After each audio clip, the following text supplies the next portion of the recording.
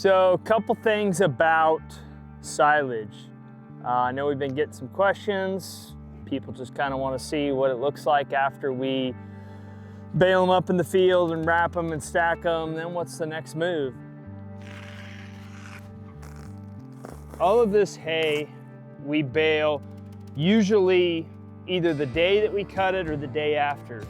And what that does is that traps all that moisture in the hay, keeps all the leaves, keeps all the good stuff intact. So part of the fun about silage is what it does is it basically goes through a fermentation process after it gets wrapped in the plastic, and it utilizes the moistures, all the sugars and stuff in the hay, and it kind of breaks down. So that's why you get this kind of a brown color. That's not, you know, this was beautiful green alfalfa when it was out in the field, but that breaking down, it basically breaks down the lignins and all the other stuff in here, makes this really palatable, really sweet tasting. That's why some people, when they smell silage, they're like, what's that smell? And it's that whole process of the plant kind of breaking down and becoming more palatable and sweeter, and all those sugars and stuff come to the surface. I was gonna say another cool advantage of the silage and wrapping the hay is we can actually keep this hay outside in a barnyard.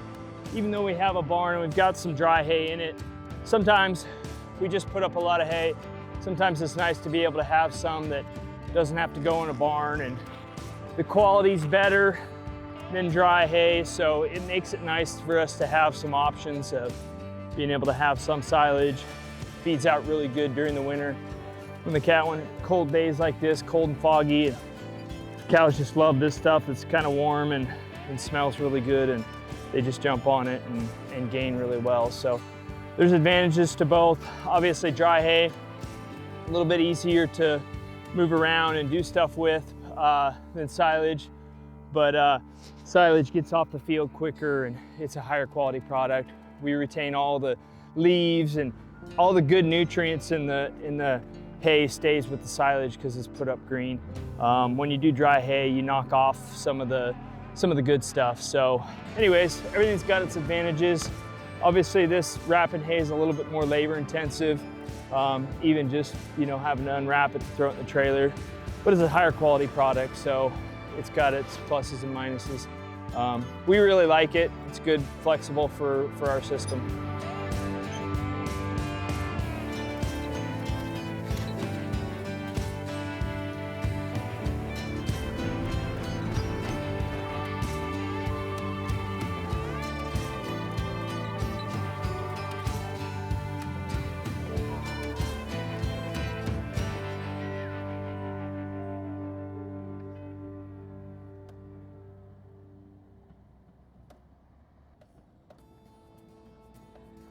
So then what we do is we bring it up here and drop it. We've got this big feeding area. We've got lots of trees, lots of cover, lots of water. So we bring it up here, drop it up here, and as you can see, the cows just, they're hungry and they love it.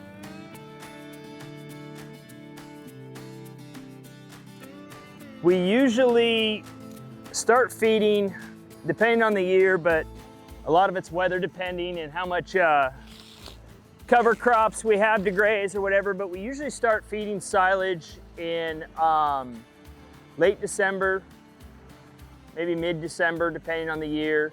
By about that time, usually we get some moisture and we got to kind of start pulling cattle off fields.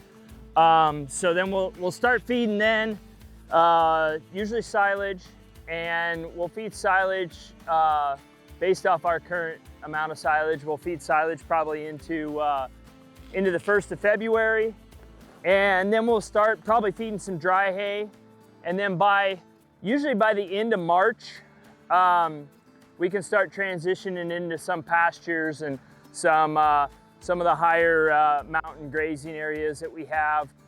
So the spring grass will start popping late March and definitely in April. Usually by April we can get everybody in on some spring mountain grasses, and then by the 1st of May, usually by April, we're pretty much off of feeding hay, And then by the 1st of May, everybody's out on pastures doing rotational grazing.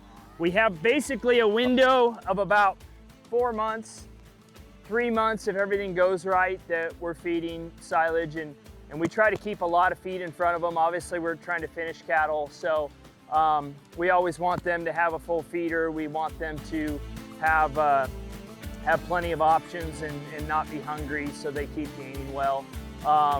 So yeah, hopefully the silage lasts here. We've got a pretty good pile here, and we've got another good pile on another ranch, and hopefully we'll make it at least maybe mid to late February with the silage, and then we'll start in on some of the dry hay we have.